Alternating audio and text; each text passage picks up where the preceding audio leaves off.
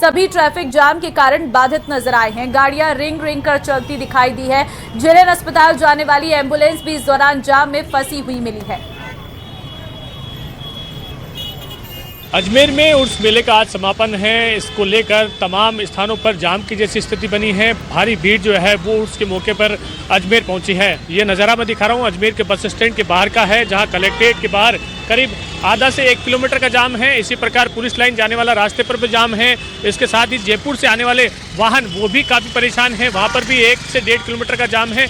और जो शहर से आ रहे हैं उन पर भी बहुत जो भयानक जाम है वो लगा हुआ है। आज जो है यहाँ पर एग्ज़ाम भी है, एग्ज़ाम से आने वाले जो तमाम बच्चे हैं वो भी परेशान हो रहे हैं। यहाँ जो है तमाम जो लोग हैं जो ख्वाजा गरीब नवाज की दरगाह में जियारत करने आए हैं, काफ़ी लोग जो गाड़ियाँ लेकर आए हैं, पर्सनल गाड़ियों से आए हैं, वो भी अटके हुए हैं। कई स्कूलों के बच्चे भी जो है इस दौरान फंस जाते हैं। पास में ही जो है यहाँ पर जेएलएन अस्पताल है। जेएलएन अस्पताल में आने जाने वाले तमाम जो लोग हैं वो भी परेशान होते हैं। तो ये जो गाड़ियाँ हैं ये अभी जेएलएन अस्पताल की ओर जा रही है, तो वहाँ पर भी जो एक जाम की स्थिति है वो बनी हुई है। तो अजमेर की ट्रैफिक की व्यवस्था जो है अभी इन दिनों जो है चरमराई हुई है। अलग अलग स्थानों पर जाम की स्थिति बनी हुई है, क्योंकि एक तरफ तो उर्स का मेला है और अलग अलग जो आयोजन है वो आज के दिन आयोजित किए जा रहे हैं। साथ ही परीक्षा का दिन भी जो है आज है। तो ऐसे में पुलिस और प्रशासनिक स्तर पर काफ़ी व्यवस्थाएं यहाँ पर की गई हैं। दावे बहुत सारे किए गए हैं, लेकिन व्यवस्थाएं कहीं ना कहीं यहाँ पर चरमराती हुई नजर आ रही है। कैमरा पर्सन कौशल सेन के साथ अशोक सिंह, न्यूज़ 18 अजमेर।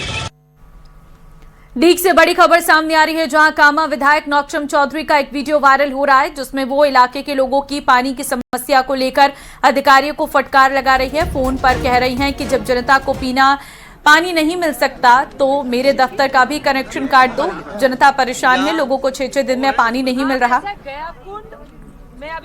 लोगों की शिकायत पर विधायक ने जलदाय विभाग के अधिकारियों को लताड़ लगाई और कहा कि आगे से ऐसी समस्या नहीं आनी चाहिए। एक एक रास्ते, एक एक ग्राम, एक एक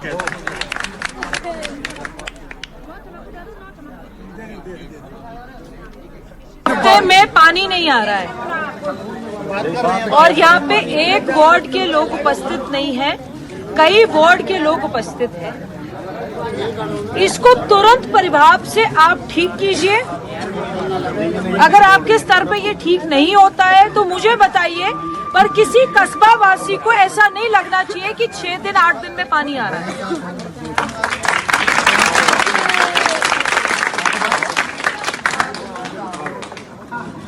अब आप इसको व्यवस्था को सुधारिए, इसको दुरुस्त कीजिए। कस्बे वासी से ये आपकी परेशानी नहीं आनी चाहिए कि 6 दिन में पानी आ रहा है।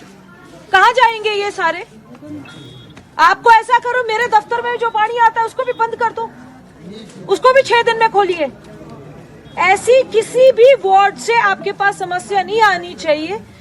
आप एक हर वार्ड से जानकारी लेंगे कितने दिन में पानी आ रहा है, और अगर वो दुरुस्त नहीं हुआ तो आप अपना देख लीजिएगा, फिर उसको दुरुस्त कीजिए। चौमू में मस्जिद से जुड़े मामले को लेकर हालात तनावपूर्ण होने के बाद प्रशासन पूरी तरह से अलर्ट मोड पर है। पुलिस पर पथराव की घटना के बाद एहतियातन इलाके में 28 दिसंबर तक इंटरनेट सेवाएं बंद कर दी गई हैं।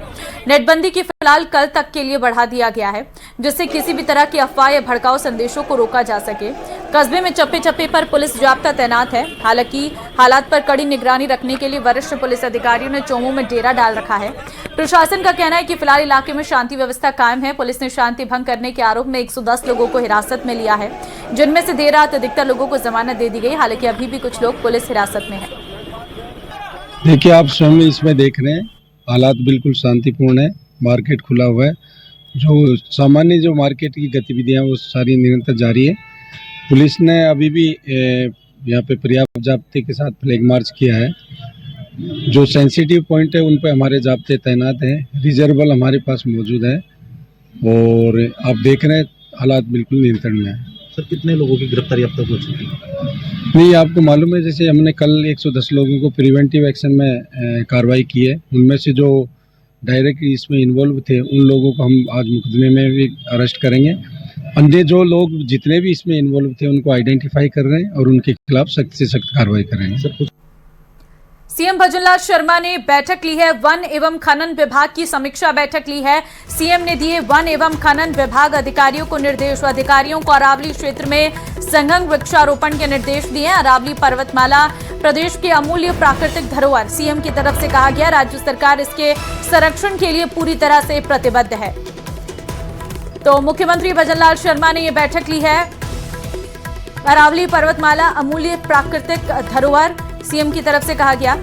सुधीर शर्मा संवाददाता फोन लाइन पर इस वक्त हमारे साथ हैं। सुधीर, सीएम भजनलाल शर्मा के द्वारा बैठक ली गई है, क्या महत्वपूर्ण बातों पर चर्चा हुई बैठक में?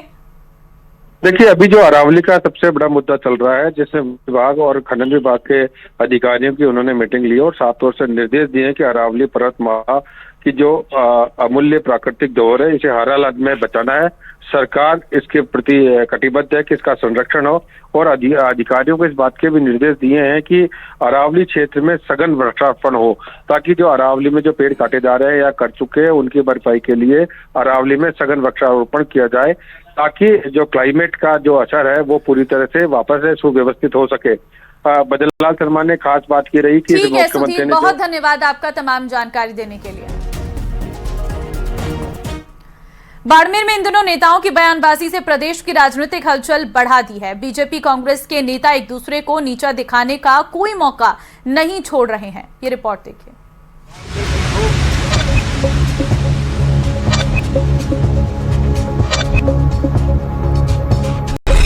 कांग्रेस बीजेपी में बयानबाजी का दौर हाई। फतेह खान का वार, खारा का पलटवार, देशद्रोही गद्दार तक बात आई।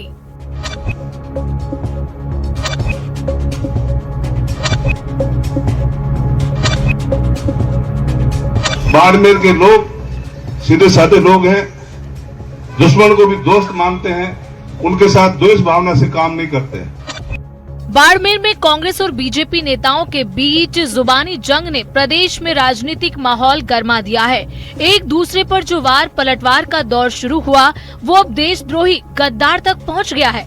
लेकिन इसकी शुरुआत जिले में मनरेगा का नाम बदलने के विरोध में चल रहे धरने में कांग्रेस के पूर्व जिला अध्यक्ष फतेह खान के बयान से हुई, जब उन्होंने बीजेपी नेता स्वरूप सिंह खारा पर टिप्पणी करते हुए कहा कि जिन्हें लोग पावर सेंटर कहते हैं वो अभी पंचायत पुनर्गठन में भेदभाव कर रहे हैं, लेकिन जब हमारा समय आएगा तो सूद समेत हिसाब लिया जाएगा।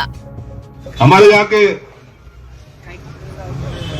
भाजपा प्रत्याशी थे, वोट तो उतने ही लाए, लेकिन भाजपा प्रत्याशी थे, ये लोग उसको पावर सेंटर कहते, हम तो नहीं कहते।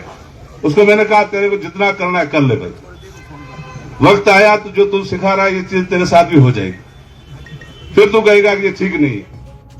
इस बयान पर बीजेपी नेता स्वरूप सिंह खारा ने करारा पलटवार किया।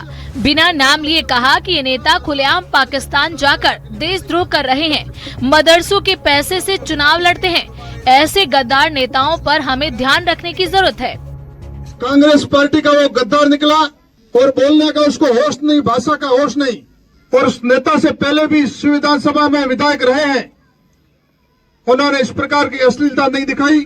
और इस नेता ने देशद्रोह का जो काम कर रहा है, इससे पूर्व के विधायक ने, जो कांग्रेस के विधायक रहे, उन्होंने ऐसा देशद्रोह का काम नहीं किया जो वो नेता वर्तमान में पाकिस्तान जाकर के कर रहा है और मदरसों की कमाई से, मदरसे को चंदों से वो चुनाव लड़ रहा है। ऐसे गद्दार नेता के लिए हमें भी ध्यान रखने की आवश्यकता, देशद्रोह नेता ही है।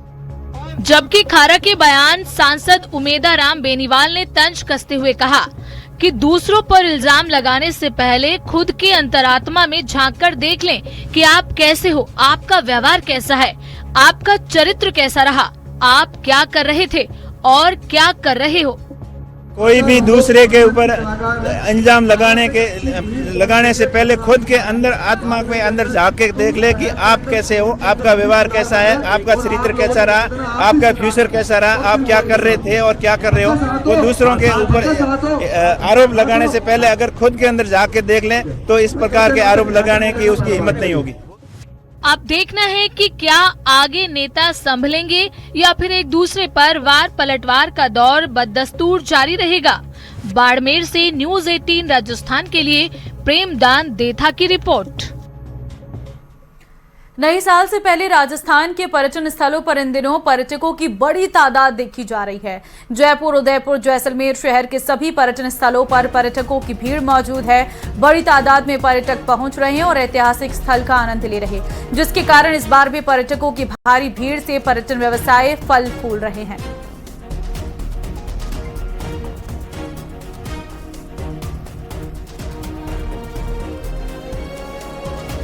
और 3 तस्वीरें इस वक्त हम आपको दिखा रहे हैं, जयपुर, सम, जैसलमेर, और तीसरी तस्वीर भी जैसलमेर की है, जहां पर दूर दूर से पर्यटक पहुंच रहे हैं। जयपुर में आप देखिए, मौसम सुहावना होने के चलते लोग दूर दूर से आके जयपुर की सांस्कृतिक धरोहरों को देख रहे हैं, उन्हें निहार रहे हैं, वीडियोस और फोटोज कैप्चर कर रहे हैं। तो वहीं जैसलमेर में लोग कैमल सफारी का आनंद लेते हुए नजर आ रहे हैं। साथ ही और भी कई बड़ी एक्टिविटीज जैसलमेर में आयोजित की जाती हैं।